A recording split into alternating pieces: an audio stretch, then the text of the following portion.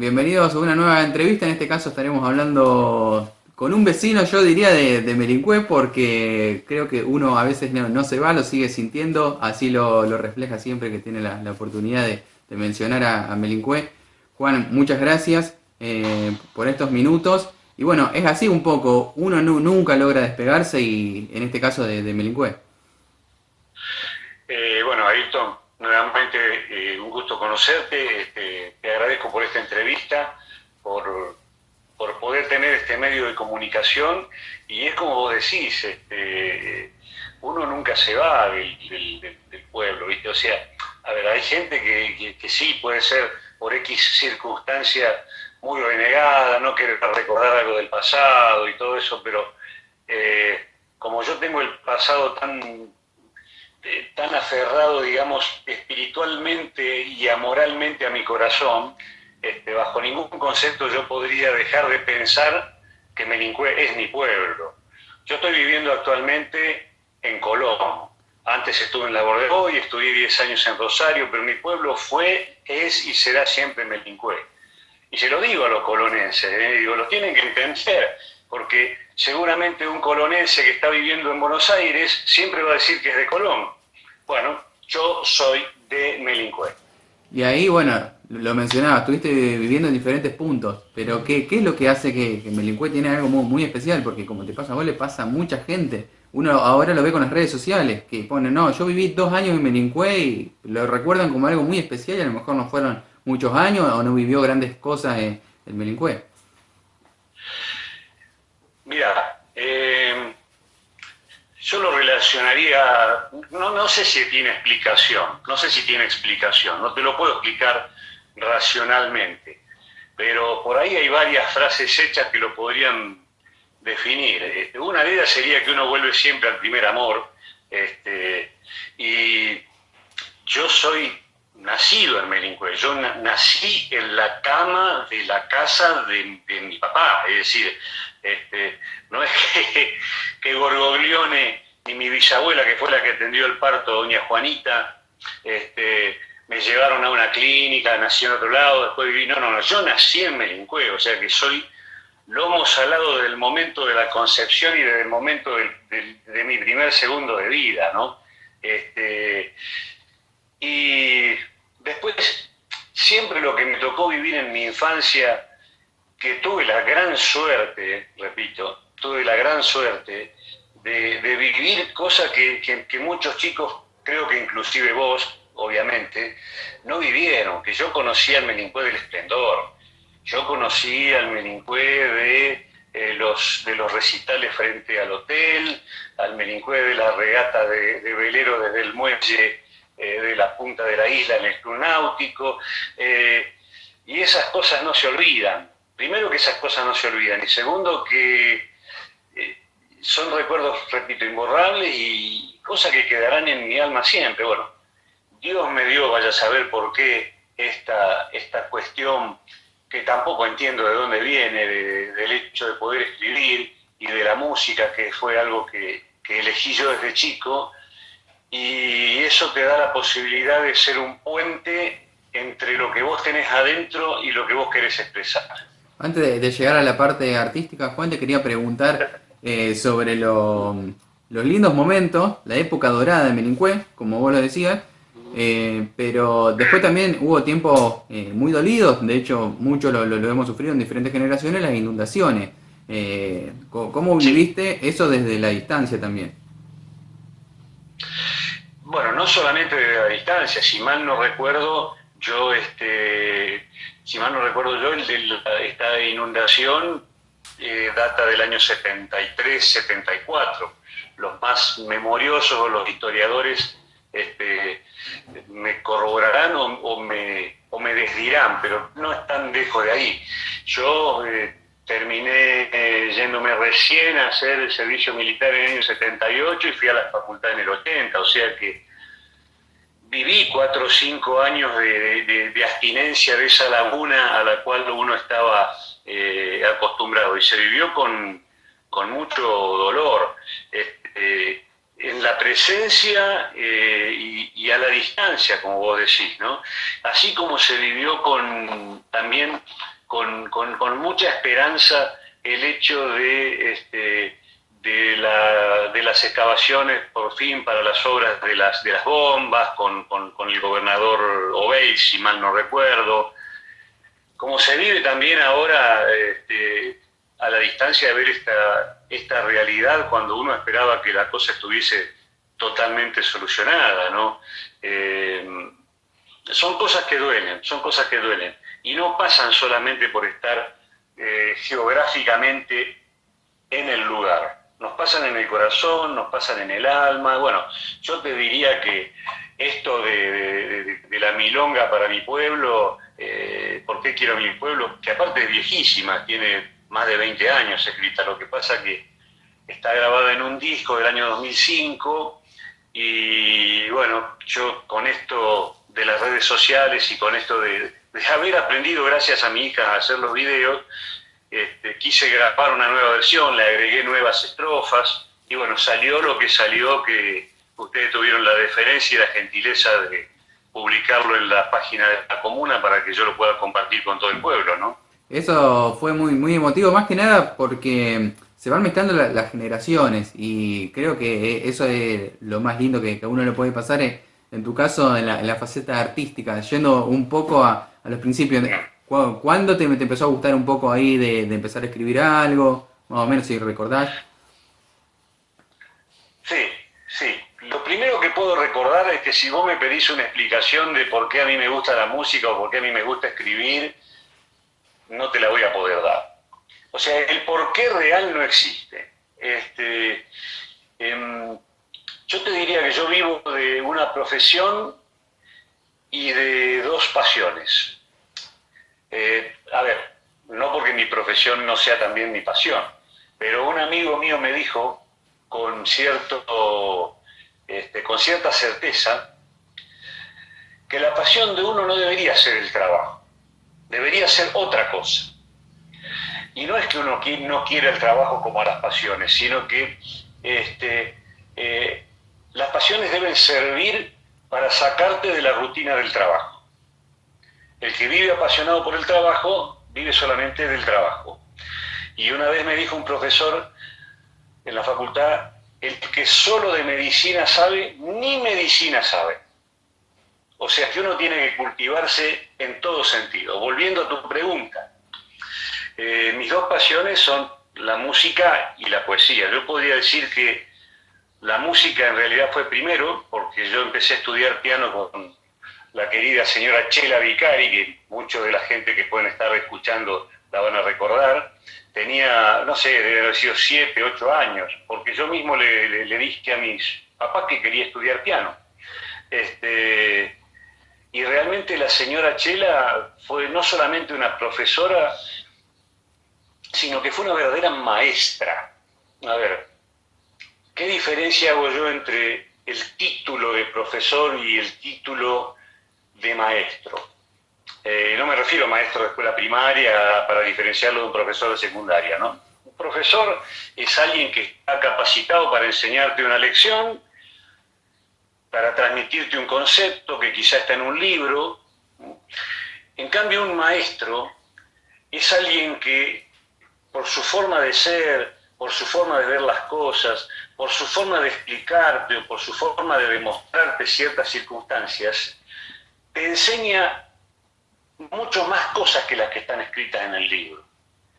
Te enseña por ahí con ejemplos de vida, te enseña con ejemplos de actitud, te deja cosas marcadas que a lo mejor a mí me ha pasado de no encontrarlas en ningún libro, y gracias a recordar esas cosas, ahora con esta cuestión de la escritura, poder encontrarle más o menos las palabras y poder dejarlas yo volcadas en un libro. La señora Chela fue eso, era más que una profesora, era una maestra, era una persona maravillosa que ya con la sola sonrisa con que te recibía a todos los alumnos, no solamente a mí, con que te recibía para dar la clase, ella ya te enseñaba que quería que a vos te gustara lo que vos elegiste hacer. Quería que vos crearas, que uno creara. A mí me dejó crear desde chico. Es larga la historia, pero bueno. Y en cuanto a lo de la poesía, vino más tarde. yo diría en la mitad de mi secundaria, repito, no sé por qué, porque yo a lo sumo habíamos estudiado de poesía y habré leído los poetas que estaban en la currícula de tercer año de la clase de literatura de Pocha Giordano, pero no fui un lector previo a ser escritor, así que no sé de dónde nace esto de la poesía. Y me pasó lo mismo que le pasa a la mayoría de los poetas, o sea, uno en principio cuando es joven ve esto que le nace con cierta timidez, digamos, con cierto recelo de decir qué pensarán, ¿viste? Yo escondí mucho tiempo lo que escribía y me hizo falta irme a la facultad, a Rosario, y poder conocerme quizá con otra gente, que eso reconozco, para un chico de pueblo encima yo era muy tímido, hoy se lo digo a mis amigos y les cuesta creer que yo haya sido tímido, de modo que te digo que los primeros que conocieron las cosas que escribía son esta gente, con la cual eran nuevas amistades, yo no tenía, digamos, toda una carga previa de decir, bueno, eran mis amigos del colegio, y ellos fueron los que me dijeron, es un crimen que tus anteriores amigos y que tu familia no conozca esto. Y ahí fue cuando me fui, digamos, abriendo, me ayudaron a abrir los ojos y bueno, y fui disfrutando de estas dos vetas, ¿no? Y después de meter poesía con música. Por eso yo siempre digo que mi trabajo, que es la medicina, de las tres cosas fue lo último que me llegó. No porque no me apasionara, ni porque no quisiera ser de chico, dibujaba los órganos, siempre me gustaba buscar, qué sé yo, el aparato digestivo, pintar el estómago, todas esas cosas, ¿viste? Pero claro, uno no es médico hasta que no se recibe, y uno no se recibe hasta que no estudia. Entonces, a mí la medicina legalmente me llegó a los 26 años, pero te repito, la música me llegó a los 7 y la poesía me habrá llegado a los 15. Esa es más o menos la historia en resumidas cuentas, ¿no? ¿Y te acordás de las primeras poesías? ¿De qué hablaba? ¿Qué te daba curiosidad? Sí. Y la primera poesía fue, no sé si fue la primera, porque te puedo decir una de las primeras, fue a mis compañeros de secundaria, que no la conocieron. Es más, yo creo que todavía no la conocen, porque fue escrita en ese momento, con esa realidad, después, claro, la fui cambiando, se fue enriqueciendo porque fueron pasando los años, hoy le agrega uno la cuestión a la poesía original de lo que es la nostalgia, de la gente que dolorosamente se fue, porque tengo varios compañeros fallecidos, y uno en particular que fue el queridísimo Adrián Santilli, que se suicidó. O sea, son cosas muy, muy dolorosas que bueno, por ahí no llegó el tiempo todavía de darle a conocer esa poesía, porque a lo mejor la historia todavía no terminó de ser escrita, ¿no? Pero qué paradoja, esa es la que más se renueva y fue una de las primeras.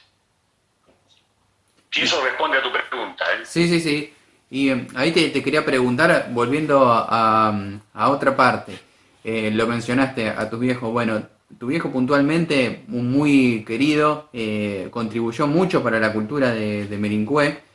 Y creo que fue muy importante también en eso de ese amor por Merincue. Me imagino, a lo mejor desde chiquito, tu viejo siempre hablándote, contándote la historia. Sí, eso desde chico, ¿no es cierto? Es decir, yo te digo, yo soy lomo salado desde el primer segundo de mi vida. La cuestión de la música tiene por ahí una historia previa, que me cuentan, lógicamente. No soy ningún superdotado para acordarme, ¿no? Pero nosotros vivíamos en una casita chiquitita ahí de calle de la Prida, frente a donde vivía, ¿cómo es?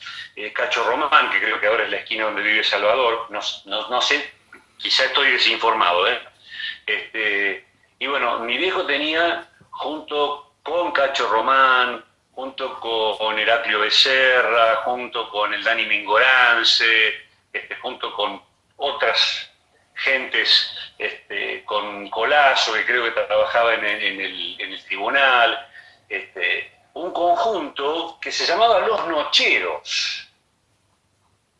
La gente vieja de Melincue, vieja con todo respeto y con todo cariño, la gente tradicional, digamos, de Melincue lo puede recordar porque eran parte también de la juventud y son parte de la edad que tendría mi viejo hoy, ¿no? Solamente que es un conjunto, digamos, que fue solamente regional y bueno, en esos momentos no trascendieron, no hubo el registro del nombre y todas esas cosas, ¿no? Y mi papá siempre me contaba que para que yo me durmiera, ensayaban en mi casa, siempre me contaba que para que yo me durmiera me dejaban en la cuna, en una pieza, pero con la puerta más o menos abierta, y cuando mi mamá iba a las 2, 3 de la mañana que seguían cantando a ver cómo estaba yo dormido, yo en lugar de estar dormido estaba despierto con los dos pies en medio de los barrotes y agarrado escuchando, ¿no? Es decir, yo creo que eso es lo previo. Si lo de la música tiene una explicación lógica, yo creo que es esa. Entonces, imagínate que, a ver, todo lo que yo conozco de Melincue, previo a lo que pude haber almacenado con mi propio recuerdo, con mi propio raciocinio, viene de ahí, viene de esas fotos, viene del recuerdo que toda mi familia vivió en Melincue, mi abuelo paterno, mis abuelos, tanto paterno como materno, siempre vivieron en Melincue, hasta que los paternos se fueron a Buenos Aires en el año 63, 64. Bueno, esas son cosas que uno conoce a través de historias y de fotos, que gracias a Dios me fueron contadas. Ahí te quería comentar algo, a ver si te gusta. Estuve hablando con diferentes personas siempre antes de hacer una nota para, bueno, tener diferentes apreciaciones. Y hubo dos, tres personas que me dijeron, mira, Espero que ninguno haya hablado mal. no, agarran y me dicen, mira, no recuerdo, sé que es, digamos, está en la medicina, no recuerdo bien el título que tiene, pero sí sé que escribió muchas poesías, que es músico. ¿Te pone bien, o sea, por un lado, que te recuerden por esa faceta artística? Pero me pone más que bien, me pone perfecto, porque aparte, yo te digo una cosa, ya estando, a ver, en el año 91, yo ya me había recibido, había hecho la residencia en Rosario, yo viví en Rosario desde el 80 hasta el 90. Es más, te puedo decir los días, desde el 4 de febrero del 80 hasta el 31 de abril, hasta el 30 de abril del 90. Me tomé una semana para instalarme en Labor de Boy, viví 9 años en Labor de Boy, allí fue donde formé mi familia, pero bueno, en el año 91, yo ya estaba en Labor de Boy, a mi hermano se le ocurre, había charlado con unos muchachos de Melincue, empiezo así la historia, ¿no? Había charlado con unos muchachos de Melincue y me dice, mira, Juan, dice, vos sabés que hay tres muchachos, dice, vos los conocés, uno es el Tucu, otro es Jorge Basuino. Jorge Basuino fue de la tercera generación de Los Nocheros cuando yo era chico. Jorge cantó con mi papá. Por eso es una persona a la que quiero tanto realmente. Y bueno, y al Tucu lo conocía de hace rato. Y en ese momento, año 91, dice, y hay un chico nuevo, un policía, que es joven, que tiene una voz espectacular, que se llama Ramón, qué sé yo, bueno. Y al padre Chivilo se le ocurrió, y se nos ocurrió juntarnos los cuatro a ver si a fin de año, esto era abril del 91, cantamos la misa criolla, en la misa de gas. Y yo dije, sí, yo no tengo problema. Ahora, yo los tengo que conocer, tengo que medirlos. Y pensando en vos, porque soy el único que nos podría dirigir, porque conocés de música, sabés hacer los arreglos y todo eso. Y bueno, acepté y en la primera reunión, bueno, lógicamente al Tucu y a Jorge lo conocía hacía muchísimo, lo conocí a Ramón, tuve el gusto de conocerlo a Ramón Franco, y cuando con el piano medimos el registro de la gente para ver cómo íbamos a hacer los arreglos, quién eran las primeras voces y así, justo se dio que entre los cinco había distintos registros de voces, 2 tenores, 2 barítonos, un bajo. Esa fue una cosa que yo creo que más que una casualidad fue una causalidad, ¿no? Y bueno, y de a poco armamos la misa criolla, ensayábamos en la casa parroquial, en la casa del Chivi, como le decíamos nosotros, y en principio tratamos de que fuera una sorpresa, pero yo no sé por dónde se escapó un poco la cosa. La cuestión es que se fue generando tal situación a lo largo de los meses de ese año 91, como que, y sí, uno escuchaba, ¿viste? Pero, ¿y lo harán? ¿Será cierto que esta gente se está reuniendo? Que me dijeron, o sea, era como un sí y un no, ¿no? La cuestión es que yo no creo que Melincue haya tenido una misa de gallo como la que tuvo esa noche. Hasta gente afuera había. Y cuando nos vieron entrar con los ponchos, imagínate, 24 de diciembre con poncho criollo, nos vieron entrar con los ponchos desde un costado de la iglesia, viniendo de la casa parroquial. Ahí recién la gente sacó la duda de lo que iba a ver. Sí, era, bueno, ese es el comienzo de Vocal Melincue. Terminó lo de la misa, pasaron unos meses, dijimos, y a alguien se le ocurrió llamar y decir, bueno, ¿qué hacemos con lo que hicimos? Porque había quedado medio en la nada, ¿no? Y ahí decidimos volcarnos a la música popular. Tan es así que el primer cassette que grabamos en Audiset, en lo del pelado Marinelli, ahí en Carreras, fue un cassette de folclore, se llamó Paisajes de mi Patria. Ahí es donde está inmortalizada la milonga al Pelayo, que Melincue le está transformando en un himno, la verdad, cosa que realmente me enorgullece, ¿no? Bueno, y la segunda grabación fue recién de la misa criolla, con la Navidad Nuestra. Después, en el año 99, yo me vine para acá, para Colón, ya la cosa fue más difícil, mi hermano seguía en Rosario, él sigue viviendo en Rosario, y tuvimos un corte de 19 años, y la voluntad y el amor y el recuerdo quiso que nos volviéramos a reunir. Y vos fíjate, Ayrton, que cuando nos volvimos a reunir, la cosa fue tan hermosa que todos coincidimos en que yo creo que las cosas nos salían mejor que hacía 19 años atrás, cuando éramos más jóvenes. Por eso Vocal Melincue fue, es y seguirá siendo y seguirá estando. Y de hecho que nos presentamos el año pasado, en los últimos, yo creo que fue en diciembre, me parece, totalmente gratuita, y tuvimos la concurrencia prácticamente de la querida Sala Liberato Révora llena, ¿no? Una sala que yo considero como nuestra, ¿no? Porque siempre nos fue abierta para nosotros, ¿no? Así que yo creo que es por eso, por el hecho de seguir y que sigue vivo Vocal Melincue y que sigue viva la milonga al Pelayo, que la gente me sigue asociando a este amor que yo tengo por mi pueblo, ¿no? Y ahí, Juan, te quería preguntar, hablaste mucho de Vocal Melincue, algo que también se va pasando entre generaciones, se va comentando lo que fue y lo que sigue siendo, porque vos lo dijiste, el año pasado se pudieron juntar. Te quería preguntar por un músico local que se le ha rendido homenaje en este año, que es a Daniel Lagunero Albarracín. Bueno, ¿qué nos podés decir vos un poco de...? Querido Tino. Exactamente.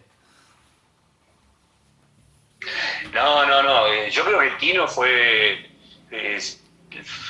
y es la máxima figura, lo que ha logrado el Tino, a pesar de todas las críticas que se le hayan hecho, de que era parecido, de que cantaba igual, de que qué sé yo, bueno, ya sabes a quién, pero al Tino yo creo que el homenaje que se le hizo es más que merecido, porque me parece que es la figura fundamental de lo que es la cultura melincuense, ¿no? Y aparte tiene la virtud de haber sido un tipo que siempre fue de ascendencia tan humilde, tan humilde. Vos fíjate que nosotros en la Milonga al Pelayo estamos mencionando a su abuelo, a don Pío, ¿no? Y esa humildad siguió con él, y de hecho que él escribió cosas maravillosas para su pueblo.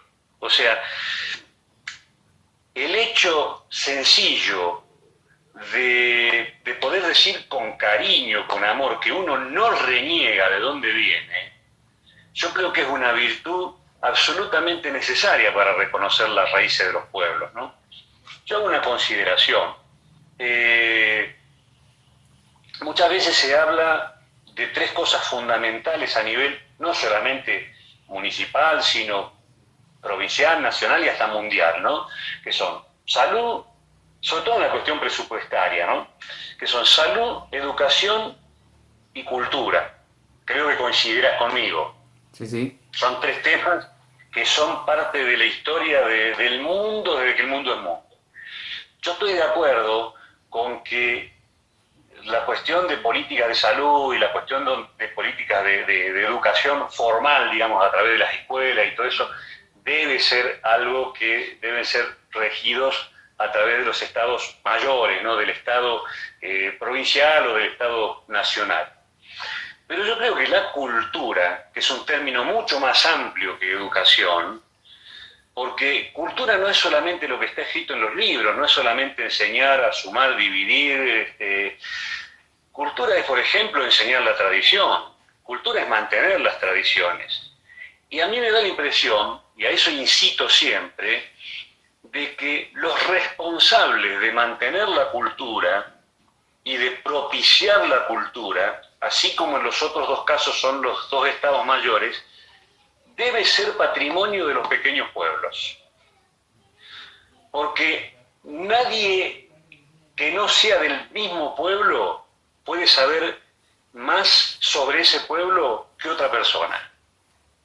Entonces, la cuestión sería qué lindo si todos los pueblos rescataran todo lo suyo y un día todos los pueblos de una provincia se sumaran y un día todas las provincias de un país se sumaran a través de esa manifestación de cultura.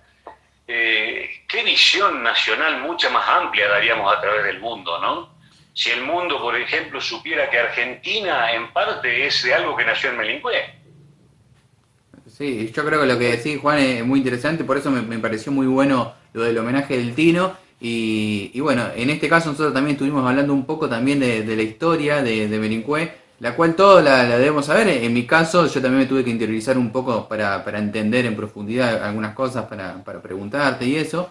Así que creo que ha sido una linda charla. Ya veo que son casi media hora que estuvimos conversando, se pasó volando. Creo que lo vamos a volver a hablar de nuevo en otra ocasión. Te quiero agradecer, Juan, y dejarte los minutos para que mandes un saludo a la gente de Melincue que va a estar viendo la nota.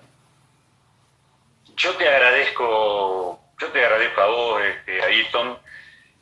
No sé si es Ayrton o Ayrton, se sí, sí, acentúa lo distinto. dijiste bien. Cualquier cosa corregime. Pero en realidad en este momento estoy sumamente contento, sumamente emocionado y agradecido de que me haya hecho esta nota. Una vez a un secretario de Cultura de Melincue, no lo digo no por despecho, sino porque no me acuerdo a quién fue que Sí, se lo sí. dije. Cuando yo me vine acá a Colón le dije, pero de corazón se lo dije, por favor no se olviden de mí, que yo no me olvido de mi pueblo. Y esto de volver al vocal Melincue y de expresar y esta comunicación que estamos teniendo ahora es muy enriquecedora para eso, porque me da la impresión de que me están dando la respuesta a ese ruego, a ese imploro que yo hice en ese momento. Aparte de otra cuestión, somos de distintas generaciones. Perdón que sea ¿qué edad tenés vos? 25. 25. Bueno, yo tengo 61. Tenemos 36 años de diferencia, pero tanto vos como yo tenemos apellidos melincuenses. Y eso es lo que nos une. Y eso es lo que nos une. Y al volver a Vocal Melincue, y al volver a bajar del escenario y ser abrazado por Pelado Ferreira, por Miriam Torné, a mí me da mucha emoción. Pues, y por otra tanta gente, por Pochola, lo quiero decir así para hacerlo campechanamente, ¿no? ¿Y saben por qué me da emoción? Porque son gente que yo conozco desde chico, son esa gente que fueron parte de la juventud de mi papá, o sea, de mi niñez. Y aparte, por ejemplo, en el caso de ellas dos, particularmente, y otras tantas, Mari Rojas, fueron gente que laburó con mi papá en mi casa, ad honorem por la cultura de Melincue, ¿viste? Entonces, yo no puedo más que tener buenísimos recuerdos de Melincue. Y uno, bajo ningún concepto, se olvida ni deja de cantarle a algo que quiso, quiere y querrá tanto. Que es lo mismo que hizo el Tino. Al pobre Tino lo cercenó la vida. Nosotros seguimos adelante. Pero bueno, por eso te digo, es muy linda esta charla, es muy emocionante y seguiremos trabajando por la cultura y por el amor a nuestro pueblo, aunque estemos lejos. Es más, yo te voy a decir una cosa que se le ocurrió a mi hermano, que vive en Rosario de hace 30 años. En el recital último que hicimos, hay una canción que se llama Canción de las Simples Cosas, de Armando Tejada Gómez, y de César Isela, que la hicimos a capela, la quisimos hacer porque refleja un poco lo que sentimos, porque es el volver al pueblo, el volver a la casa, el volver... Y bueno, y él fue de la idea de titular el espectáculo, de nombrar el espectáculo de Vocal Melincue del año pasado con uno de los versos de esa canción. ¿Sabés qué es lo que dice uno de los versos de esa canción? Uno vuelve siempre a los viejos sitios donde amó la vida. Eso dice todo. Juan, muchas gracias y un abrazo grande desde aquí de Melincue. Gracias a vos, Ayrton, nos seguimos comunicando. Y yo te voy a seguir mandando videos, ¿eh? No, no hay ningún problema. Muchas gracias, Juan. Saludos.